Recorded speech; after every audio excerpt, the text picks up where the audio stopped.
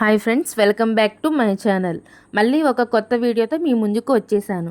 అదేనండి, అన్నవరం సత్యనారాయణ స్వామి టెంపుల్కి వెళ్ళాము. మా పెళ్ళైన దగ్గర నుంచి ఎన్నోసార్లు వెళ్దామని అనుకున్నా కూడా ఈ రోజు వరకు కుదరలేదు. కానీ సడన్గా ఈరోజు కుదిరింది. అంతే కదండి, మనం అనుకుంటే సరిపోదు, ఆయన అనుగ్రహం ఉంటేనే కదా వెళ్ళగలం. మచిలీపట్నం నుంచి నైట్ ట్రైన్కి స్టార్ట్ అయ్యి మార్నింగ్కి అన్నవరంలో దిగాం. సడన్గా ట్రిప్ అవడం వల్ల రూమ్స్ ఏం బుక్ చేసుకోలేదు. కానీ సిఆర్ఓ ఆఫీస్ పక్కనే ఫ్రెష్ అవ్వడానికి బాత్రూమ్స్ ఇంకా హాల్ ఉంది. చాలా నీట్గా, ఇంకా బాత్రూమ్స్ కూడా చాలా బాగున్నాయి. ఒకవేళ మీకు రూమ్స్ కావాలి అంటే సిఆర్ఓ ఆఫీస్లో బుక్ చేసుకోవచ్చు, లేదా ఆన్లైన్లో టెంపుల్ వెబ్సైట్లో కూడా బుక్ చేసుకోవచ్చు. ఇంకా ఇక్కడ ఫ్రెష్ అయ్యి టెంపుల్కి వ్రతం కోసం బయలుదేరాం. ఇక్కడ వ్రతం కోసం ముందుగా టోకెన్ తీసుకోవాలి. ఈ టోకెన్లు 300, 1000 రూపాయలు, 1500, ఇంకా 2000 రూపాయల వరకు ఉన్నాయి. వ్రతానికి కావాల్సిన పూజా సామాగ్రి దేవస్థానం వారే ఇస్తారు. కానీ కొబ్బరికాయలు ఇంకా అరటికాయలు మనమే తీసుకోవాలి.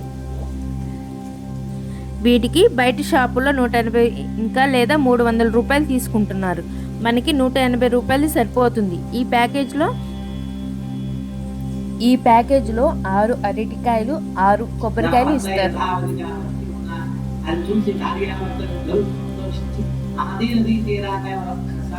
సత్యనారాయణ స్వామి వారి వ్రతములను ఆచరింపజేస్తున్నాయి. వారి వారి గృహక్షేమంగా చేరుకొని భగవంతుల వ్రతములు ఆచరిస్తూ ఆ విష్ణు సాన్నిధ్యానికి చేరుకున్నవారు చతుర్ద్వారం. మేము వ్రతానికి 300 రూపాయల టోకెన్ తీసుకున్నాము. వ్రతం అయితే చాలా బాగా జరిగింది. వ్రత కథ చెప్పిన విధానం కూడా నాకు చాలా బాగా నచ్చింది.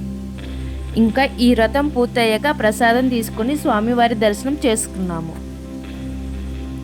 ఈ టెంపుల్లో పెళ్ళిళ్ళు కూడా బాగా జరుగుతున్నాయి. వచ్చిన భక్తులకు అన్నసంతర్పణ కూడా జరుగుతుంది. మాకు వ్రతము దర్శనము అయ్యేసరికి చాలా లేట్ అయింది. అందువల్ల మాకు అన్నప్రసాదం అందలేదు. అందుకే కిందకు వచ్చి హోటల్లో భోజనం చేసి ఇంటికి రిటర్న్ అయ్యాము.